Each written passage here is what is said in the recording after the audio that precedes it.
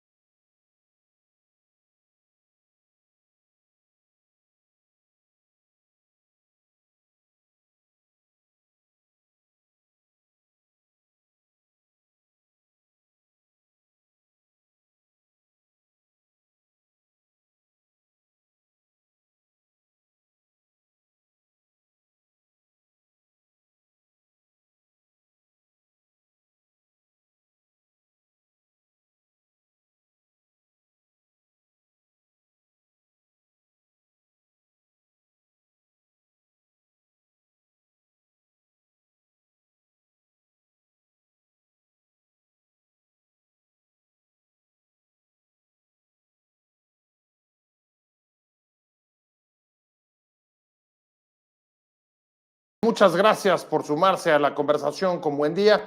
Estamos saliendo por WOW TV, canal digital en todo el país, y por Regeneración Plural en el sureste, y por mis redes en vivo, José Buendía MX, en YouTube, Twitter y Facebook. No deja de parecer o verse paradójico el hecho de que hemos pasado prácticamente todo este sexenio discutiendo sobre la concentración del poder del Estado, al tiempo que el propio Estado no parece tener presencia en muchos lugares del territorio. Las instituciones, por supuesto, están ahí, están las fiscalías, está la Guardia Nacional creada durante esta administración, pero no alcanzan, no llegan, no logran tener fuerza, ni presencia, ni eficacia, ni contundencia frente a fenómenos cada vez más extendidos como la extorsión, el robo, el cobro de piso, que de hecho es un robo, y por supuesto la trata de personas. Lo que vimos hace unos días en Texcaltitlán es una buena prueba del hartazgo frente a esa situación de los pobladores, de las comunidades agrícolas, pero también sucede en las zonas urbanas. Es una expresión de hartazgo que llevó a un enfrentamiento entre la población de esa localidad del Estado de México contra grupos de la familia michoacana, con un saldo cruento: 14 personas muertas, la mayoría de ellas del propio cártel de michoacano, pero también de pobladores. La justicia por su propia mano. Y la pregunta con la que quiero arrancar el programa es si estos lamentables hechos pueden constituir un precedente respecto a la respuesta de las comunidades agobiadas por la extorsión y la opresión de los cárteles y sin defensa del Estado frente a los grupos criminales. Vamos a hablar sobre este tema, que es de la mayor relevancia porque está en el corazón de la inseguridad que padece este país. Y para hacerlo me da muchísimo gusto recibir hoy acá en este programa a Ángela Guerrero, que es la coordinadora general del CIA Justicia. Muchas gracias, Ángela, por estar con nosotros. Muchas gracias a ti, José.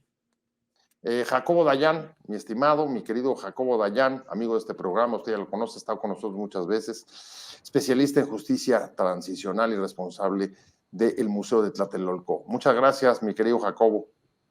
No, gracias a ti, Pepe. Y Raúl Romero. Como siempre, un abrazo, Raúl, muchas gracias por estar con nosotros.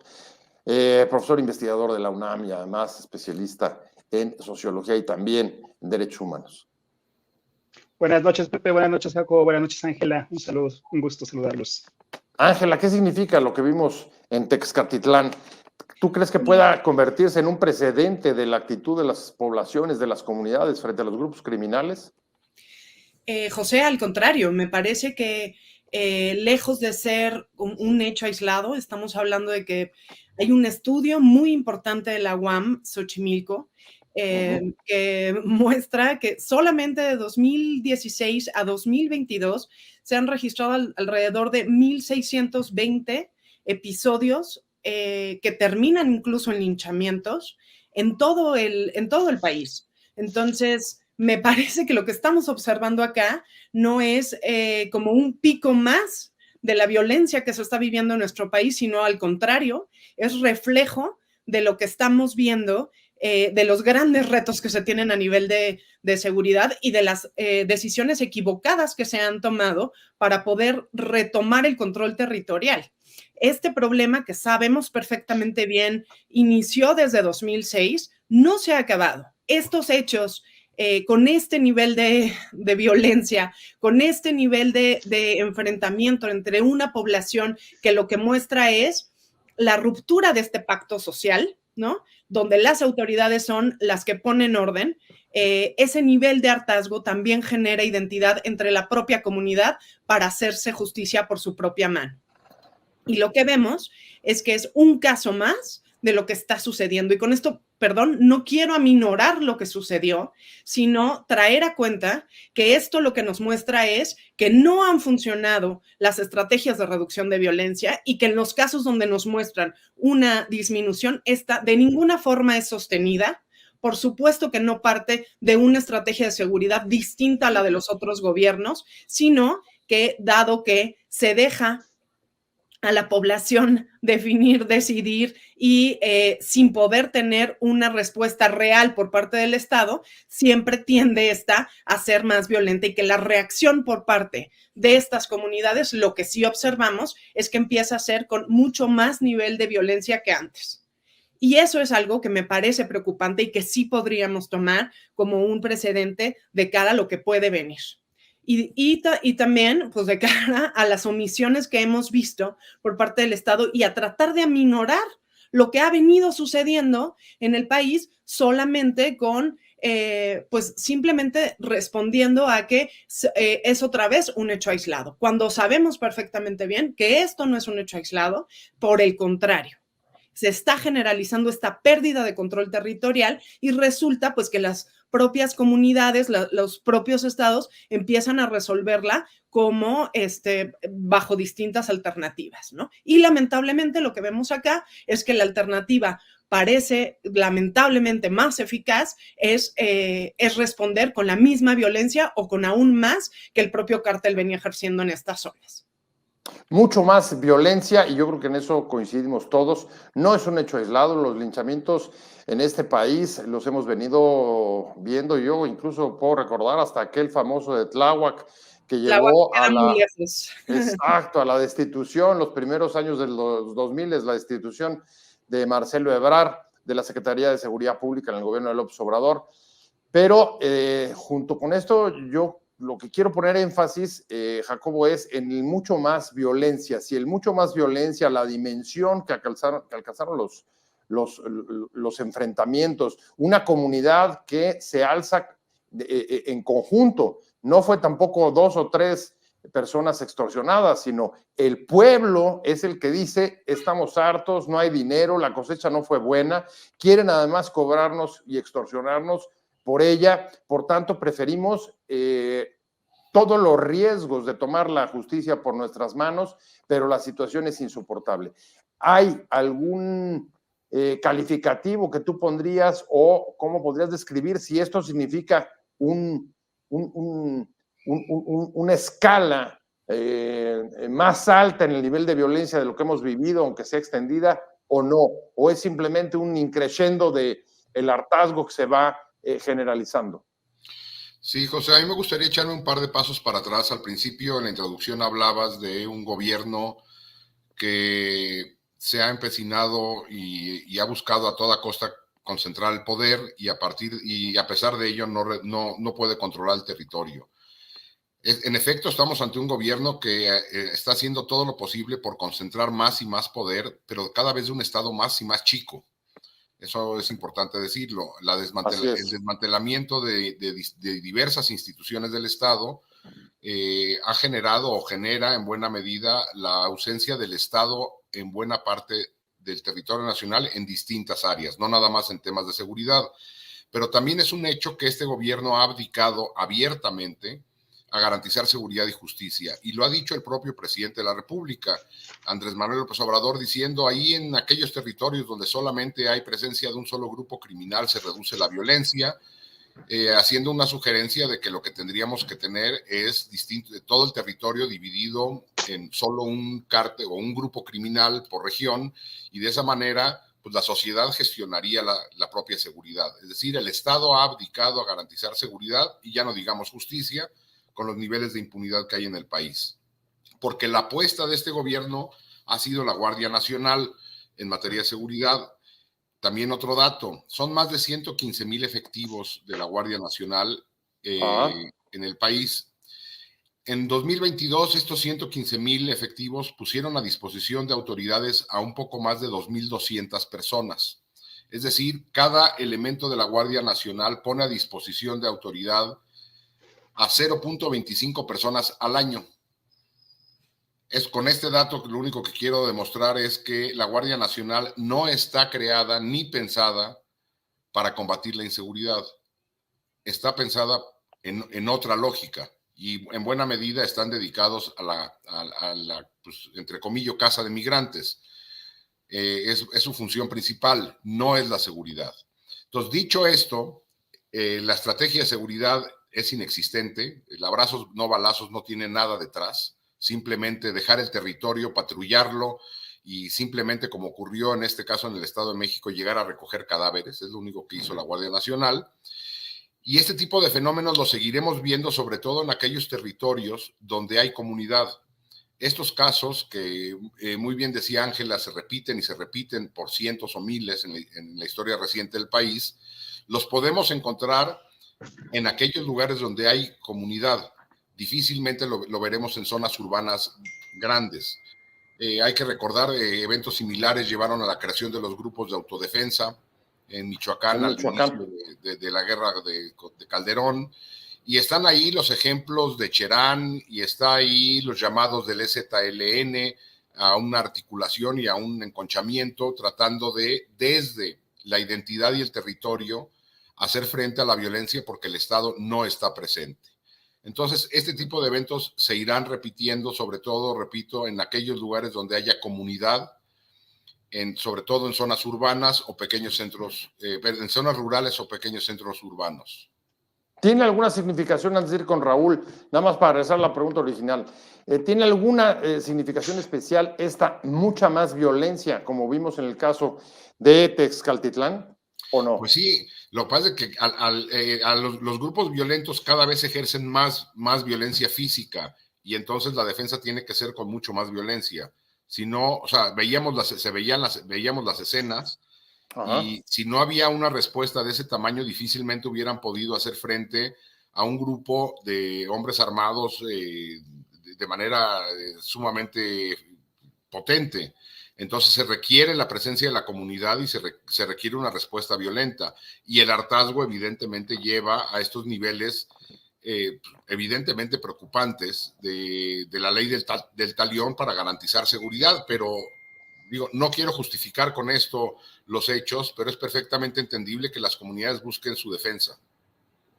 Raúl, ¿cómo ves? La verdad es que sí, las imágenes fueron muy fuertes y los resultados también. Estamos hablando de 14 personas muertas, la mayoría de ellos del cártel que iba fuertemente armado, incluso la muerte de uno de sus líderes locales, el llamado Payaso. ¿Qué significado tiene para ti todo lo que vimos ese día? Mayor violencia, capacidad de la comunidad, hartazgo, en fin, ¿cómo lo calificarías?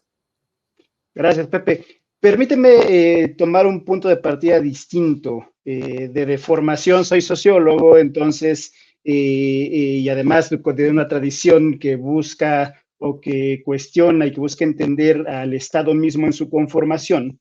Y lo que hemos estado observando desde acá en realidad no es una ausencia de Estado, sino es una reconfiguración misma de las funciones del Estado. Es decir, El sociólogo Charles Tilly, por ejemplo, hablaba hace 3 décadas sobre el papel del Estado y la relación con el crimen organizado. Otras historiadores del propio Estado han hablado la conformación de los estados nacionales también con fuerzas de piratas, de guardias blancas, de grupos de saqueo extremadamente violentos, que lo que buscan es despojar a las poblaciones originarias de sus territorios, imponer o construir ejércitos e instalar instituciones de gobierno como parte de las propias configuraciones, ¿no? Entonces, lo que estamos viendo acá, o una de las hipótesis que estamos explorando, es saber si no estamos frente a una ausencia de Estado, estamos en realidad viendo al Estado en sus más nítidas funciones con una nueva fuerza social que es el crimen organizado, como una empresa criminal de tamaño global que está incorporando nuevas áreas de mercado, que no solo es el narcotráfico, que no solo es la extorsión, la trata de personas, el cobro, el derecho de piso. Esa forma del impuesto, del derecho de piso, es algo que hacía también formas preestatales de organización social, virreinatos yendo a cobrar precisamente esos impuestos a las comunidades locales para garantizar recursos para la concentración, para el rey, para el señor, ¿no? Entonces, lo que estamos viendo, creo yo, es el Estado en sus más nítidas funciones con una nueva fuerza social que se ha venido desarrollando pues ya desde hace varias décadas, pero que en las últimas, por lo menos desde 2006, desde el 70 podríamos decir, pero desde el 2006 para acá, el crimen organizado como una corporación ya siendo parte abiertamente del crimen organizado, del Estado mismo. Solo así podríamos entender cómo estos grupos del crimen organizado tienen relación con las policías, tienen relación con los ejércitos, tienen candidaturas políticas, tienen candidatos políticos, financian campañas y están siendo toda una forma de instrumento de poder, ya no solo una rama económica, ya no solo una rama ilegal, sino una rama ya también enquistada dentro del mismo Estado y desde el gobierno y desde los distintos aparatos administrativos que están yendo a despojar a las comunidades no solo de sus recursos,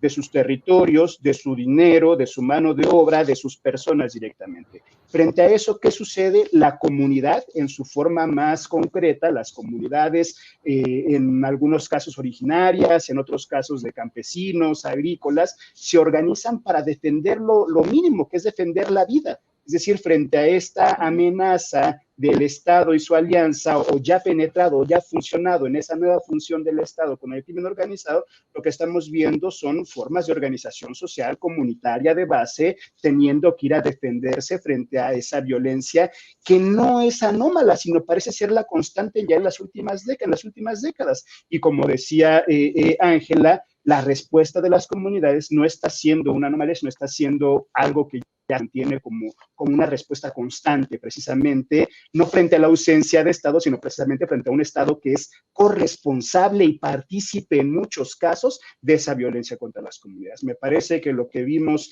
este fin de semana en el Estado de México es una de las escaladas que hemos estado viendo en los últimos 20 años, que ha tenido distintas expresiones, que ha tenido distintas connotaciones, que ha también tenido distintos desenlaces, algunos muy positivos, como los que ya también platicaba el propio Jacobo, en el caso de las comunidades de Cherán, algunas otras comunidades también en Guerrero, por ahí, algunos casos más desafortunados como Michoacán, pero que se ha vuelto ya una constante de la comunidad organizada frente a un Estado criminal avasallante frente a las poblaciones.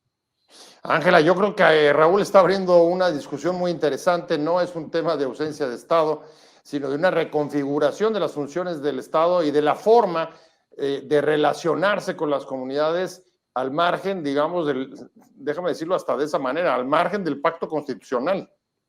Absolutamente, y algo que me parece sumamente importante que mencionó Raúl es muy interesante cómo la primera reacción no nada más tiene que ver con, por parte de la gobernadora, ¿no? De decir, vamos a desplegar nuevamente mayor número de miembros de la Guardia Nacional y del Ejército, vamos a mejorar la vigilancia y la investigación, pero todo esto enfocado justamente en que no se creen grupos de autodefensa.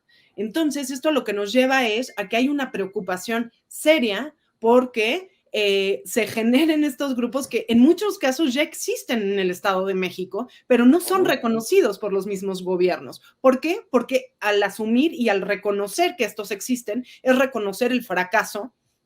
Y que estoy totalmente de acuerdo con lo que plantea Raúl en términos de reacomodo, digámoslo así, ¿no? De las tareas, pero no solo de las tareas, sino también de las prioridades.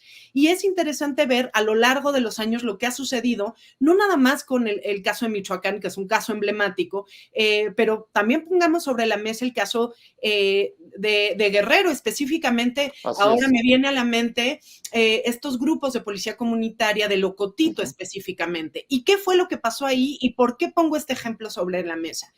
En el caso de Locotito, estamos hablando de hace 10 años, hubo un evento muy similar donde hay una participación importante de las mujeres para defender su propio territorio con altos niveles de violencia.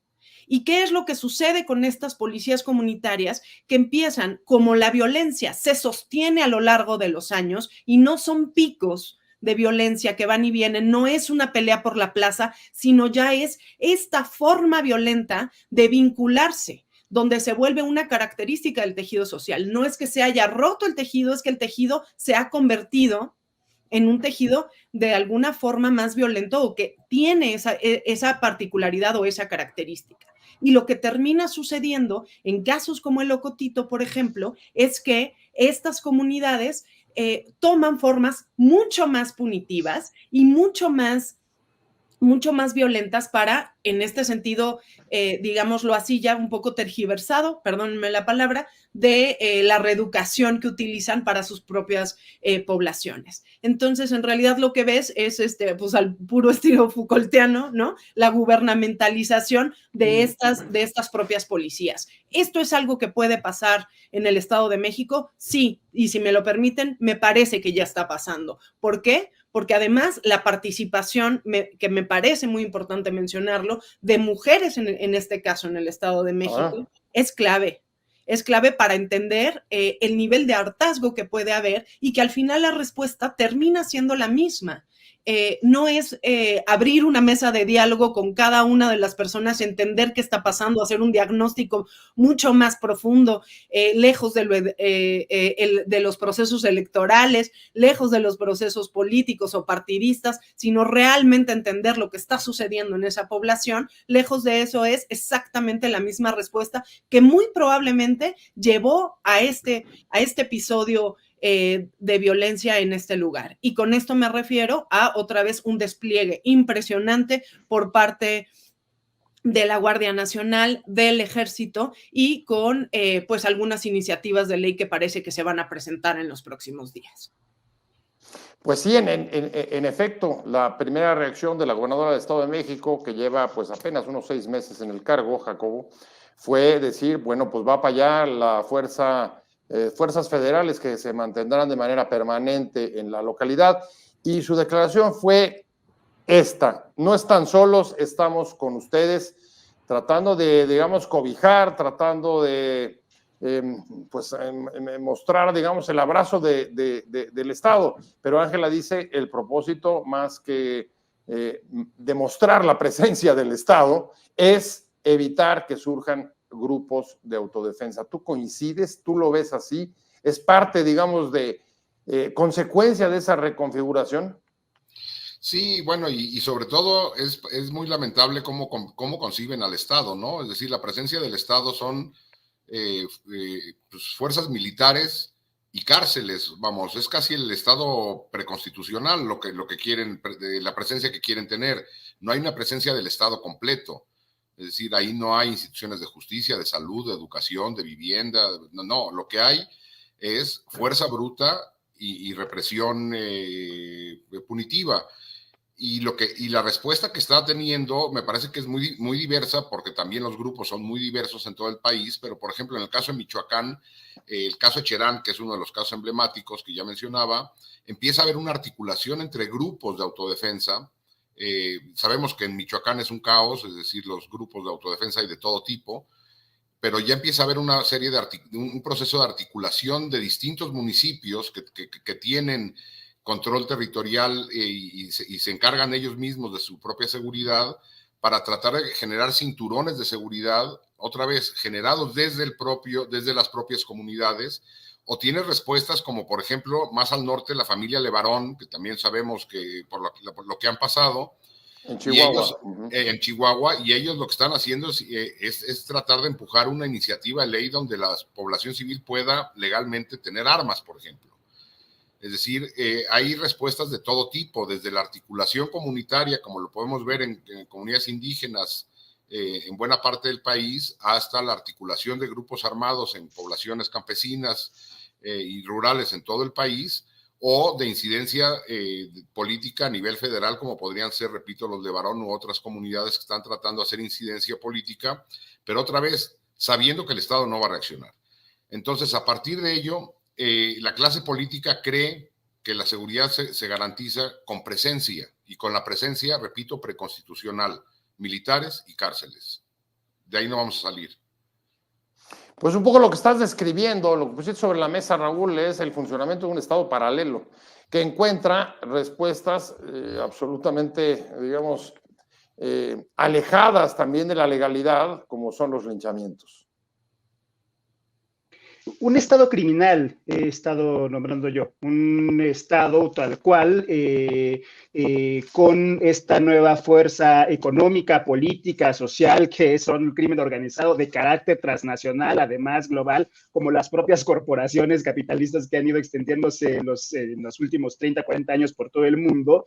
De esa magnitud de lo que estamos viendo, y es precisamente lo que decimos, justo, o sea, el Estado se reconfigura al incorporar a este nuevo actor a sus propias funciones, y al mismo tiempo renuncia a lo social, pero fortalece lo militar. Pero otra vez las mismas, o sea, no es una casualidad que 40 años de militarización y 20 de la más intensa han sido a la par de este proceso de aumento de violencia. Lo que estamos diciendo es la militarización no solo no está resolviendo, sino que al contrario está siendo uno de los factores que está aumentando. Guerrero es uno de los ejemplos tradicionales, uno de los ejemplos clásicos de cómo durante los años 70 el ejército sirvió para eliminar a la organización social, para eliminar a todas esas organizaciones populares que estaban intentándose incluso organizarse por la vía armada para contener la violencia de caciques, militares, grupos políticos que estaban así. Digamos, es una historia que está ahí que hay que traer otra vez a la luz. Ahora, es muy necesario también comenzar a identificar las características de estos grupos que se organizan para defenderse y salvar la propia vida. Están este tipo de organizaciones espontáneas que de la manera más instintiva, diríamos, dicen hay que salvar la vida frente a estos que nos están disparando y nos están cobrando un extra, un impuesto por nuestras cosechas, cuando además nuestras cosechas están aquí. Pero ese tipo de grupos también corren el riesgo cuando no están acompañados de una politicidad y de una eticidad propia, corren el riesgo de convertirse también en grupos de corte paramilitar, como fueron muchas veces muchos que sucedieron en Guerrero también y en Michoacán nuevamente, ¿no? Grupos que al recaer la única función de la autodefensa, de la respuesta armada para salvar la vida, son fácilmente cooptables por ese estado criminal o por ese grupo del crimen, los grupos del crimen organizado. Lo que estamos viendo o hemos observado en otros estados y en otros países también es cómo esos grupos, cuando viven un proceso colectivo, asambleario, donde a la autodefensa involucran el tema de la justicia, de la reeducación, el tema de poner a la comunidad como centro de la organización, surgen experiencias exitosas, surgen experiencias que incluso se están convirtiendo en alternativas frente a esta justicia punitivista, frente a esta justicia individualizada que no entiende el problema estructural y el problema comunitario. Mejor aún, si ese tipo de justicia y reeducación, de esa seguridad, justicia, basado en un modelo distinto, surge desde la tradición misma de ciertas comunidades que tienen su experiencia de la ronda comunitaria, la guardia comunal, ¿no? La policía comunitaria, que son experiencias tal vez que nos están diciendo cómo desde abajo, cómo desde las experiencias nucleares comunitarias se pueden construir alternativas al modelo de seguridad punitivista, militarista, que se impone como única alternativa frente a la amenaza de esto mismo que es el crimen organizado. Me parece ahí que, nuevamente, lo que estamos viendo, insisto, es dos modelos civilizatorios otra vez, uno anclado en la comunidad, en la ética, en el resguardo de la vida, en la relación con las mujeres, en el cuidado de la tierra, y otro que solo tiene a lo militar, a la fuerza, incluso a lo patriarcal como un único horizonte de salida, que en realidad es un refuerzo de esa misma criminalidad que ha configurado el Estado que vivimos el día de hoy. La pregunta que salta, Ángela, es si realmente es viable esta distinción que está haciendo Raúl sobre los distintos tipos de organización comunitaria, ¿no?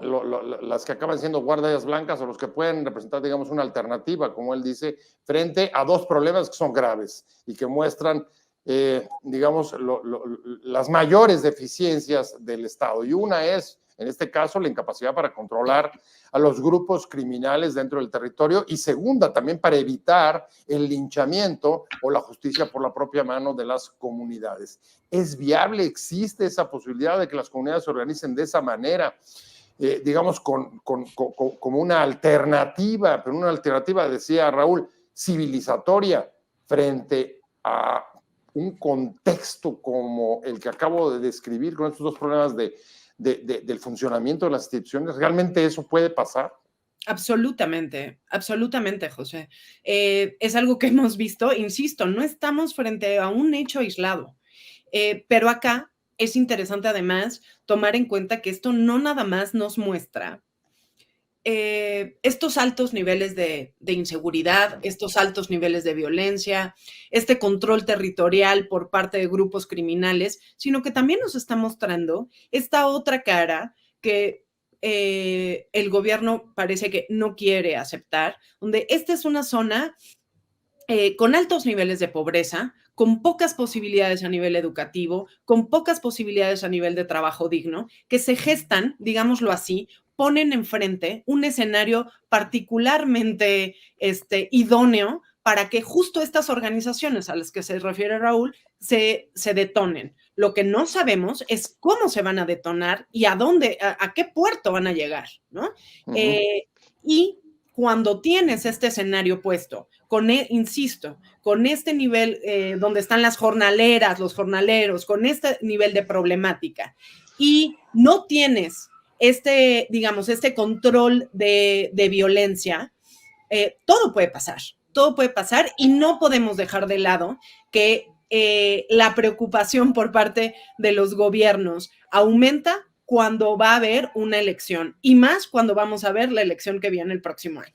Entonces, por supuesto que necesitan tener un mayor control territorial o por lo menos un mayor acuerdo entre estos grupos criminales o bien estos grupos o estas organizaciones de base, porque lo que vimos en Cherán y hemos visto en otros lugares es que no solamente lo toman como una alternativa en términos de seguridad, sino también de movilización a nivel político y a nivel de participación. Entonces, dejan de participar y eso me parece, sí le preocupa a este gobierno, que no puedan participar porque deslegitima estos procesos electorales, que aún cuando sabemos las grandes diferencias que hay en términos de la elección que viene, siempre juega que estos niveles de violencia estén en el centro de la agenda y en el centro de la coyuntura política, por llamarlo de alguna forma.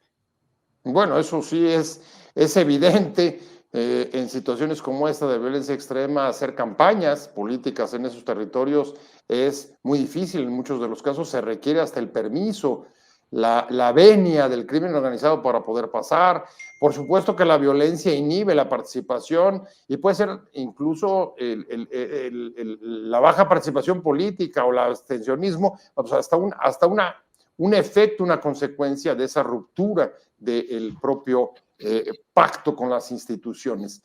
Sin embargo, Jacobo, lo que al mismo tiempo veo, junto con la preocupación que decía Ángela, es que tampoco estamos viendo que sea un tema que ninguno de los candidatos de ningún partido esté llevando a la mesa.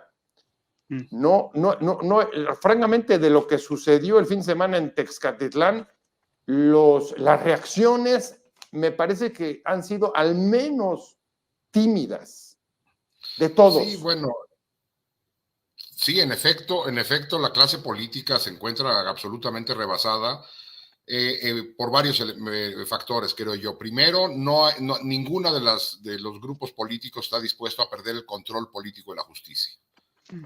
ni en el gobierno, ni fuera, ni en la oposición. Es decir, pensar en fiscalías verdaderamente autónomas o mecanismos extraordinarios de justicia no está en el radar de ninguna de la clase política en general. Tampoco una solución de seguridad por la vía civil, dado que la apuesta ha sido la militarización ya por 3 gobiernos de 3 partidos políticos distintos, y mientras están en la oposición la critican, y una vez que llegan a gobierno o gobiernan distintos estados del país, todas las fuerzas políticas, la apuesta sigue siendo la militarización. Pero yo creo que todavía están dispuestos a pagar estos precios porque buena parte de la población vivimos en zonas urbanas, densamente pobladas, y este tipo de fenómenos no los vemos ahí. Si nosotros revisamos la lista de las ciudades más peligrosas del país o con más asesinatos en el país, encontraremos zonas urbanas, Celaya, Acapulco, Tijuana, y este tipo de fenómenos no se van a presentar ahí. Difícilmente se encuentra, como bien decía Raúl y Ángela, vida comunitaria que permite esta articulación. Entonces, esto no lo veremos o no lo vemos en centros urbanos, ni lo veremos difícil, porque creo yo que difícilmente se verá, porque no hay capacidad, ni identidad, ni territorio común compartido, ni articulación. Entonces, la pérdida de estos bolsones, por decirlo de alguna manera, autónomos, independientes o de autogestión de seguridad, son todavía tolerados por la clase política. No les genera ningún costo en lo electoral, más que la imagen, que no es poca cosa, pero continúan llevándose a cabo lo que ellos llaman la fiesta democrática, que es el día de la elección, que de fiesta no tiene nada y de democracia tampoco. Bueno, pero a ver, Raúl, Jacobo dice, a la clase política no le interesa, pero es evidente que hay una crisis de justicia aparejada con la de la violencia y discutible, controvertible, puede uno estar o no de acuerdo, pero el actual gobierno ha puesto sobre la mesa, en el centro de la agenda, hacer una reforma a la justicia. Algo que no hemos visto, por ejemplo, de la propia justicia, de la propia Corte. Algo que no hemos visto de planteamientos de los otros partidos. Sí, yo coincido mucho con lo que planteaba Ángela. O sea, ¿qué hay alrededor de cuando esta comunidad del Estado de México se reúne para tener que pagarle la cuota, el impuesto, que es lo que es, ¿no?, a este grupo de crimen organizado? ¿Qué estamos viendo ahí? No solo un antecedente de una comunidad organizada que está decidiendo o que está yendo colectivamente a rendir o a enfrentarse con este grupo para intentar decirle no vamos a pagarte más porque no podemos más. Que hay ahí una forma de organización social. ¿Qué sucedió en Cherán cuando las comunidades de Cherán se levantaron en armas para repeler al crimen organizado? Unos meses después terminaron haciendo no a los partidos políticos y a la elección de nuestras autoridades por usos y costumbres, a la negociación del presupuesto para su autoadministración y haciendo una forma de gobierno, o sea, en torno a la seguridad y la justicia giró la propia gestión de la vida. ¿Qué incomoda? ¿Por qué es incómodo que este tipo de organizaciones, insisto, no solamente comunitarias e indígenas, está en otros lados, también está en las ciudades, solamente que están todavía muy tímidas por la propia amenaza que significa esto, ¿no? Que significa tener que enfrentar así el crimen organizado, pero funcionan con redes de mujeres que se van avisando entre ellas cuáles son las zonas peligrosas, con redes de jóvenes, con redes incluso de transporte público que te dicen están asaltando en tal lugar, formas de organización, otra vez, ¿no? O sea, no tenemos que ir al extremo de la confrontación, sino son formas de redes de seguridad de las propias comunidades, de las propias poblaciones cuidándose entre ellos. ¿Qué es lo que estamos viendo ahí? Es un empoderamiento de la sociedad y de la comunidad frente a un Estado que desprotege y frente a un Estado que empuja ese tipo de violencias. ¿Qué es lo que estamos, o qué es lo que, para irnos a tu pregunta, pues, directamente, me parece que estamos frente a un gobierno que tuvo en el principio un diagnóstico interesante, donde decía que el problema de la violencia era estructural, que el problema de la violencia correspondía no solo con un tema de justicia, sino también correspondía con un tema económico, que correspondía con un tema de corrupción, causas sociales, pero que terminó prácticamente a los meses respondiendo o retomando la mismo modelo de seguridad que tenían los gobiernos anteriores. Entonces, ahí podríamos reconocer una discursividad distinta, que es prácticamente uno de los grandes reconocimientos a este gobierno, su capacidad mediática y comunicativa para imponer un discurso distinto, pero en los hechos seguir en la misma lógica militarizante y en la misma lógica punitiva para abordar el problema de seguridad. En mi opinión, este gobierno y el mismo presidente Andrés Manuel López Obrador se planteó que uno de los grandes retos para su gobierno era el problema de la violencia, el problema de la seguridad y el problema de la justicia. Me parece que hoy ya a 5 años sigue siendo un gran problema y va en aumento. Y sigue manteniéndose no solo con las cifras de personas desaparecidas, además estamos en esta cosa de la geografía del horror, que desde Calderón hasta la fecha vamos conociendo lugares del país por tragedias, y vamos conociendo fosas clandestinas, y vamos conociendo masacres, y vamos viendo, vivimos en una geografía del horror donde se va haciendo un inventario de las barbaries que acontecen cotidianamente y que salen a la luz o se abordan en algunos medios de comunicación cuando son de esta magnitud. Pero ¿qué es lo que está viviendo cotidianamente la gente? Que es, ya no solo estamos viviendo el pago por el limón, el pago por el aguacate, ahora también por el haba, ¿no? O por los propios cultivos que tenían estas poblaciones. Uh-huh. Y peor aún, lo que estamos viendo, un discurso desde la propia presidencia profundamente conservador y criminalizante. El que los mataron porque en algo andaban, que decía el presidente Calderón hace ya 2 sexenios, hoy se reedita en un discurso que desde el poder criminaliza a las víctimas y criminaliza a los consumidores y que no entiende la magnitud del problema. Me parece, insisto, que más allá de las discursividades, poco o nada hemos avanzado, por no decir que hemos vivido retrocesos graves frente a las demandas y causas sociales que se habían logrado poner desde las organizaciones independientes. Ángela, Raúl hablaba de la capacidad discursiva del gobierno, el diagnóstico respecto a la violencia al principio del sexenio. Lo traigo ahora, el mismo argumento, y te preguntaría, a ver, ¿ha habido un diagnóstico del gobierno respecto de la justicia en el país? Sí, dice, hay un problema grave de corrupción. Yo creo que muchos lo podemos compartir, que haya un problema de corrupción en la justicia.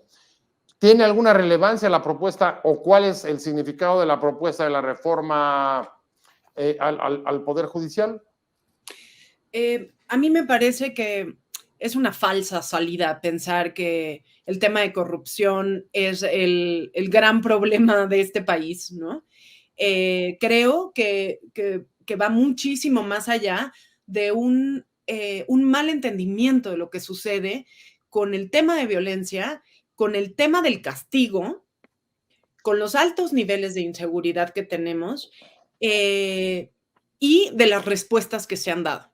Comparto otra vez con Raúl, creo que inicialmente este gobierno pretendió tener un diagnóstico, pero lo que no hizo, me parece que lo que sucedió fue que se hizo un diagnóstico de lo que estaba sucediendo en el país, pero no se hizo un diagnóstico real de con qué se contaba para resolver estas problemáticas severas.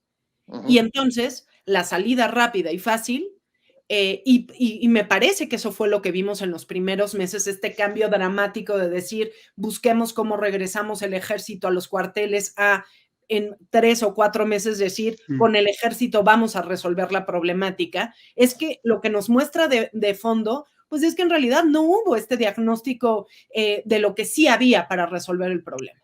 Y entonces, hoy lo que tiene sí es una reforma al Poder Judicial que puede ser necesaria sí o no, pero que más bien parte de que no hay no se están alineando a lo que el presidente está buscando.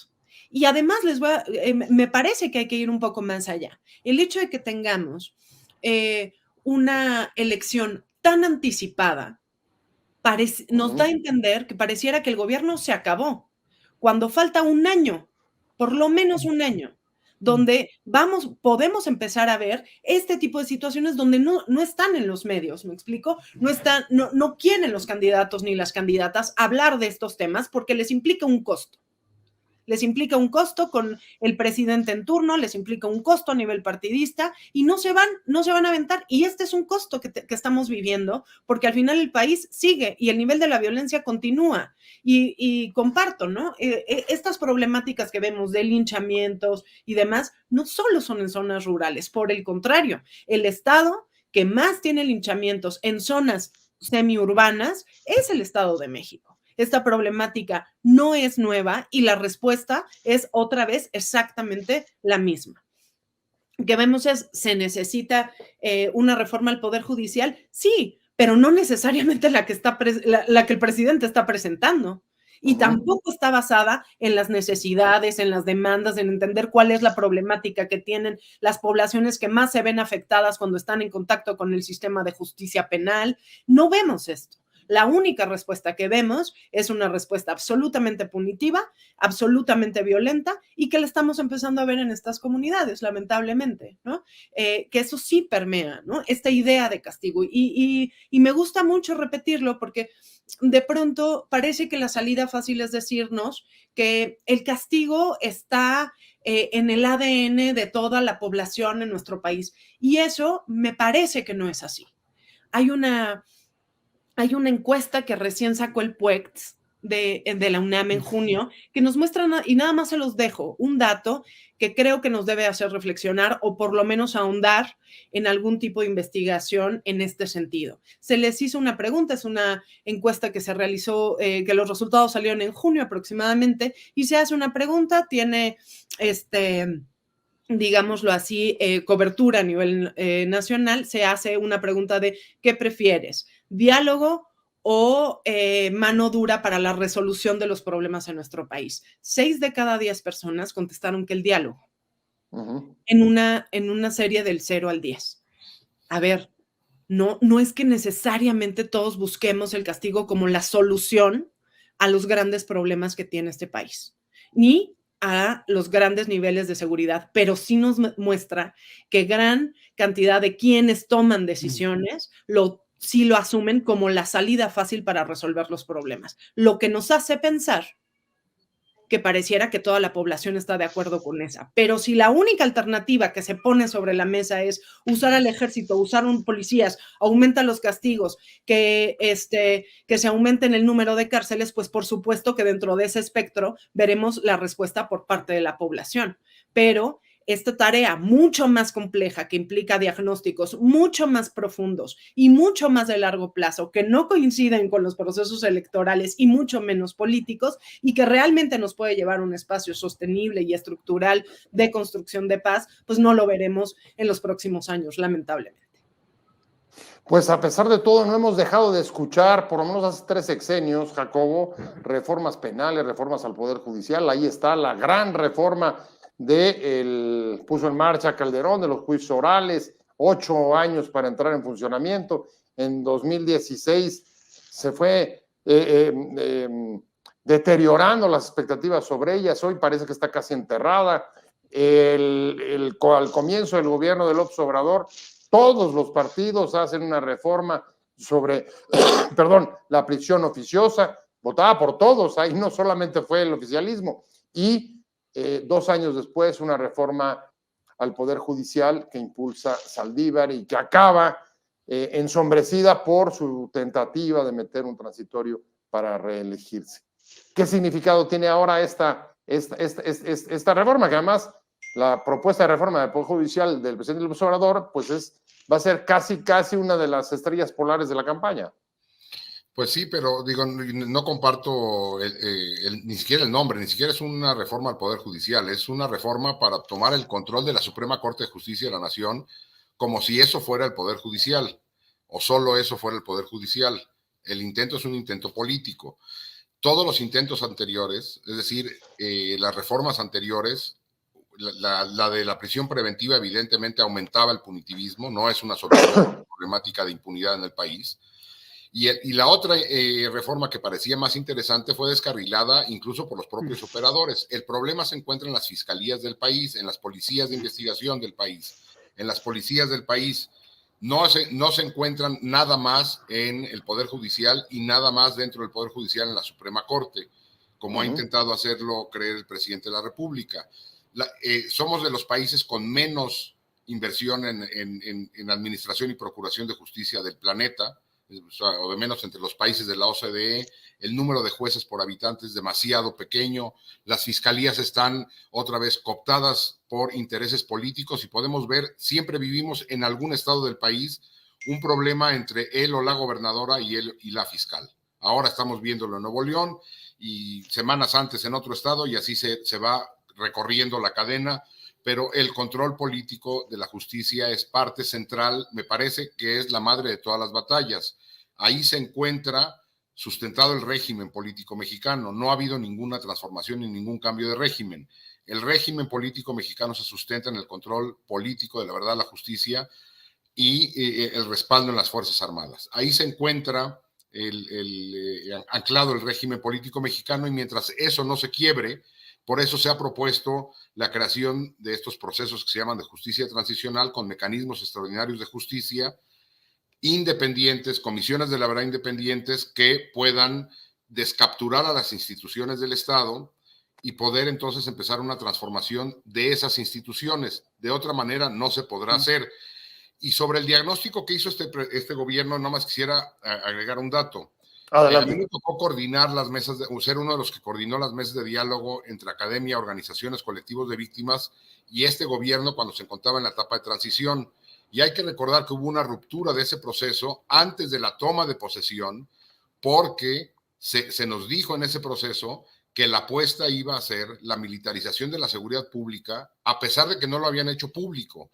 Es decir, la decisión de la militarización de la seguridad pública no ocurrió en el camino después de que tomaron posesión, sino fue una decisión que se tomó antes de iniciar el gobierno, durante la transición, y lo que durante todo el camino estuvo diciendo Andrés Manuel López Obrador y los que eran los voceros en estos temas, que eran Olga Sánchez Cordero, Alejandro Encinas y Alfonso Durazo, era abiertamente mentira. Se me va el tiempo, ya estamos casi llegando al final. Vamos cerrando, Raúl, y la verdad es que el próximo sexenio, con hechos como los que acabamos de ver en Texcatitlán, que por supuesto no es aislado, lo venimos teniendo. Ya citaba Ángela la investigación de la UAM, más de alrededor de 1,500, 1,600 hechos de ajusticiamiento, de justicia por propia mano. Próximo sexenio, lo que se le viene y lo que va a tener que enfrentar el presidente que alcen las urnas en junio va a ser un reto brutal. Sí, y además pareciera, no es un tema que se conversa públicamente, no solo de la violencia, las violencias que se despliegan y que nos llevan a abordarlos como en esta mesa, sino también de los pactos y acuerdos que se van haciendo con esos grupos en distintos estados y que han tomado abiertamente gubernaturas, presidencias municipales, diputaciones, abierta o de manera encubierta, ¿no? Vemos cada vez más grupos, esto que decíamos, que se conversaba en el transcurso de la mesa, la lógica del gobierno de ahí donde hay solo un grupo, un cártel y es dominante, no nos metemos porque ahí se garantiza cierta estabilidad. En los hechos es un dejar hacer, ¿no? Y en los hechos hay que ver también ahí cómo se refleja en votos esas zonas en las que se está dejando hacer, ¿no? Hay que ver también cómo impacta. Nosotros teníamos, por el caso de Chiapas en particular, pero de otros estados que también observamos, decíamos, cómo impacta la violencia política mezclada en el contexto electoral, ¿no? Junto a la violencia criminal, cómo se va a desatar, cómo van a darse esos procesos ahí, cómo va a configurarse y sobre todo, quiénes son los sectores más desprotegidos o más vulnerados, como son precisamente este tipo de organizaciones comunitarias o pueblos que en la total desprotección deciden tener que salvar la propia vida. Me parece que estamos en la necesidad de abrir, tocar, debatir estos temas abiertamente con la profundidad que se merece, con la seriedad que toca abordarlos, decir que hay experiencias ahí de base, de baja, que pueden funcionar, pero que no son suficientes, que implica abordar todo un problema del Estado, de la nación, de la federación, y que implica también ver la magnitud del fenómeno que estamos enfrentando. Yo cuando hablamos de la configuración de un Estado criminal con esas características, lo que estamos diciendo está muy complicado el reto que tenemos de frente porque hasta este punto hemos llegado. ¿Hay salidas? Sí. Muchas por varias partes, sí. Pero si no se piensa en una salida integral que nos permita reformar todo lo que sea necesario para confrontar, eliminar ese Estado criminal, todo lo que sea será maquillaje. Detenciones, reformas, fiscalizaciones, persecución de dinero, todas esas se hacen de manera segmentada, separada, y no se cuenta con un programa completo que esté enfocado, además que contemple la desmilitarización del país. Me parece que seguiremos viendo solamente buenos deseos, buenas intenciones, cuando así lo sean, si no es que solamente mentiras mediáticas, como ya ahora nos las platicaba Jacobo, pero no una propuesta real, y me parece que hasta el día de hoy no la hay en las candidaturas de quienes pretenden gobernar este país. Bien, pues Raúl pide, Ángela, que se destape esta discusión. ¿Tú esperas que esta discusión la vayas a ver en las campañas del próximo año? Yo creo que en las últimas tres, por lo menos en los últimos 3 procesos electorales, será la primera vez que no van a querer poner ese tema sobre la mesa, que justamente no se va a querer poner. Ni candidata de oposición, ni candidata del oficialismo, no se va a poner. Y esto es grave, es bastante grave, porque no vamos a saber realmente qué es lo que... los únicos detalles que hemos visto de la candidata de oposición es decir, que va a retomar algunas de las cosas que hizo el presidente Calderón en su momento. Entonces, en realidad, justo es una pregunta y es un tema que les genera muchísimo costo a las 2 candidatas que se tienen actualmente. Y entonces me parece que la gran labor que tendremos que hacer cada una de las personas que estamos en distintas trincheras es justamente poner este tema sobre la mesa y exigir que el tema, por supuesto, soñando, José, esta parte que se ha vuelto como, que la violencia se ha vuelto como el tema de mayor politización, justo quitarle esta parte de politización para entender lo grave que está haciendo el que no se confronten para saber si va a seguir o no la misma ruta y si la va a seguir, de qué manera la va a seguir. Entonces, creo que estamos frente a una situación seria en el sentido de que tendremos poca información para tomar una decisión frente a las elecciones que vienen y con las comunidades pues muy desprotegidas en este sentido, porque si no tienen claridad de lo que viene y la única información que hay es que los linchamientos se van a resolver a punta de construcción de cuarteles de la Guardia Nacional, porque es la única solución que se está planteando. Entonces, lo que tenemos es un nivel de desprotección y opacidad frente a lo que viene en los próximos 6 años. Ángela Guerrero, coordinadora general del SEA Justicia, muchísimas gracias por haber estado con nosotros. Disfrutamos mucho todas tus opiniones y voy cerrando contigo. Jacobo, ¿algún motivo te queda para el optimismo? ¿Algún punto que te llame la atención, donde veas una luz, una rendijilla? No, ya sabes que el optimismo no es mi departamento, pero creo por eso quería ir contigo para cerrar así. No, si pero veías lo que sí podemos hacer, me parece que esta es una agenda que no, o sea, estoy de acuerdo 100% con Ángela, pero me parece que lo que tendríamos que hacer es tratar de poner esto sobre la mesa bajo otra óptica, es decir, esto es una agenda de Estado, no de gobierno, no de partido. Es decir, la agenda de justicia, verdad, justicia y paz, tendríamos que colocarla como una agenda de Estado. Es decir, los partidos políticos tienen distintas visiones de país, de política social, de política económica, de 1000 cosas. Pero tenemos que tener un acuerdo nacional, todas y todos, en estos temas, más allá de los partidos políticos. Y ahí sí me gustaría ver una fotografía de las 2 candidatas y quien resulte el candidato o candidata naranja, sentados en una mesa tratando de llegar a un acuerdo de Estado en estos temas. En lo demás, que se hagan pedazos políticamente. En esto no. Pues Jacobo Dayan no tuvo motivo para el optimismo, pero sí para una visión, que ahí queda. Le agradezco muchísimo. Mi querido Jacobo, muchas gracias. Jacobo Dayan, especialista en derechos humanos y además de justicia transicional. Muchas gracias, Jacobo. No, gracias. Un placer. Y por supuesto, muchas gracias, Raúl Romero. Muchas gracias por haber estado con nosotros, sociólogo, profesor investigador de la UNAM. Gracias a los tres. A los tres, pero sobre todo a usted por haber estado con nosotros hoy aquí en Conversando con Buendía. Nos vemos el próximo jueves, como todos los martes y jueves a las 7 de la tarde. Estamos saliendo por WOW TV, puede ver ahí la repetición, incluso en mis plataformas, YouTube, en Facebook, en Twitter, a los que no hayan llegado o hayan llegado tarde, y en cualquier caso tengan una muy buena semana, que les vaya muy bien. Gracias a Fernando Robles, el productor de este programa, y es el que nos permite extender esta conversación conectando con todos ustedes. Que tengan una muy buena tarde, buena semana. Adiós.